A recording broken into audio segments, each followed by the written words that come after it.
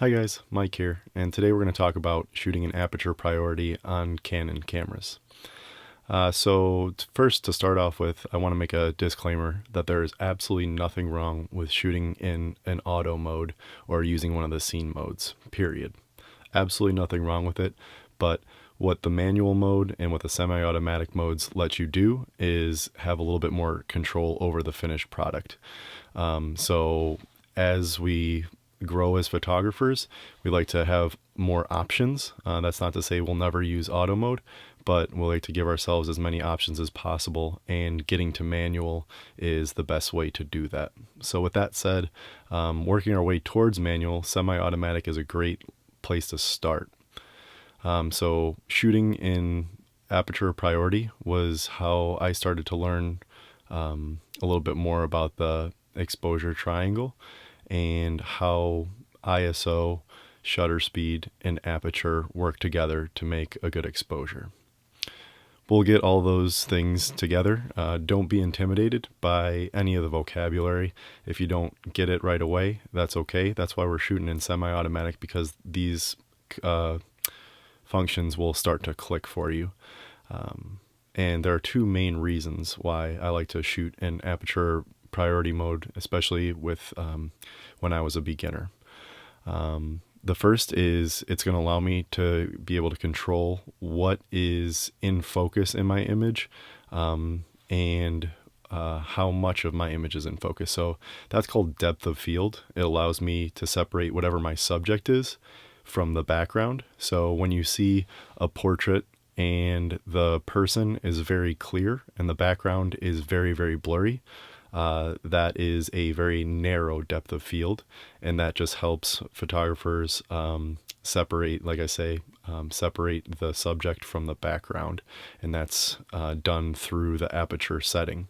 The second reason is because we can start to see how the three settings of aperture, shutter speed, and ISO work together.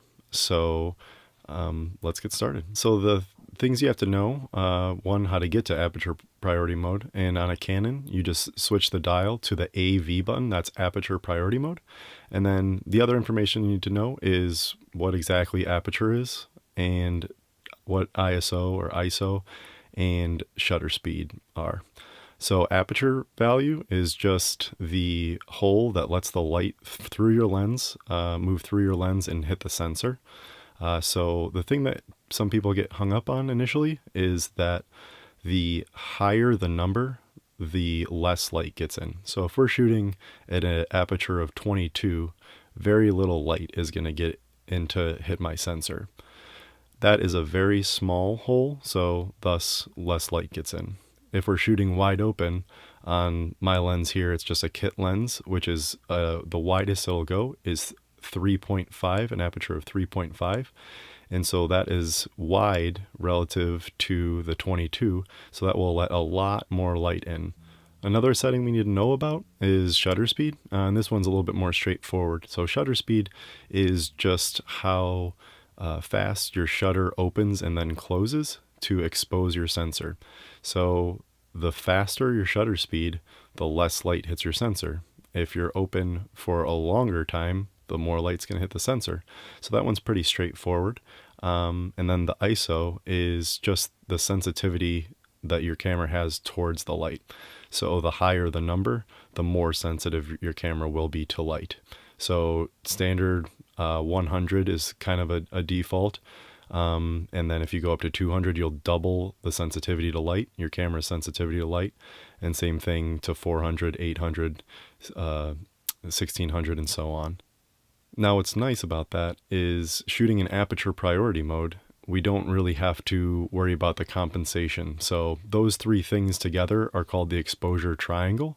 And when shooting in aperture priority, what you do is you set your aperture, how wide or narrow you want that to be, and you will have your camera take over the other settings. So if you determine the aperture is going to be 3.5, your camera will automatically compensate your shutter speed to make a good exposure, or what it thinks is a good exposure.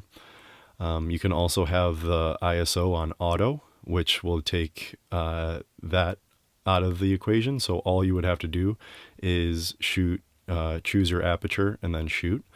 If you're going to do auto ISO, I'd recommend going into the menus and choosing the max ISO and setting it to something like 1600, depending on what kind of camera you're at. Once you get into higher ISOs, you will start to see some graininess or noise in the picture. So it's a good idea not to go above a certain threshold. And again, that's just in your menu and then ISO setting, and choose the max ISO. So I mentioned depth of field earlier, and that's just how much of your picture is going to be in focus. And if you're shooting something like portraits, you'll want to shoot as wide open as possible. This will create a narrow field, depth of field, and it will really separate your subject from the background. So if you really want to have that nice bokeh, which is that blurriness in the background, you'll want to shoot as wide open as you can. So in my instance, on this 3.5 lens, the widest I can go is a 3.5 aperture. So that's what I would choose if I was shooting portraits. Now let's say I'm a landscape photographer and I want to capture everything from the foreground to the background. I will want to shoot with a much smaller aperture, so a higher number. And that will allow us to capture everything in focus. So the aperture controls how much or how little of your picture is in focus, as well as the light. Once you determine what you want to be in focus, then it's just a matter of shooting. So what you can do is play around with going up and down in your aperture values. And what you'll see is the shutter speed will change to give you the exact same exposure, no matter if you're shooting at a aperture of 3.5 or an aperture of 22. And the reason for that is the shutter speed will compensate to stay open longer or shorter depending on where you are to give you that even exposure. So again, we'll get into the exposure triangle in another video, but for now, test out your aperture, play with your depth of field, and let me know if you like this video.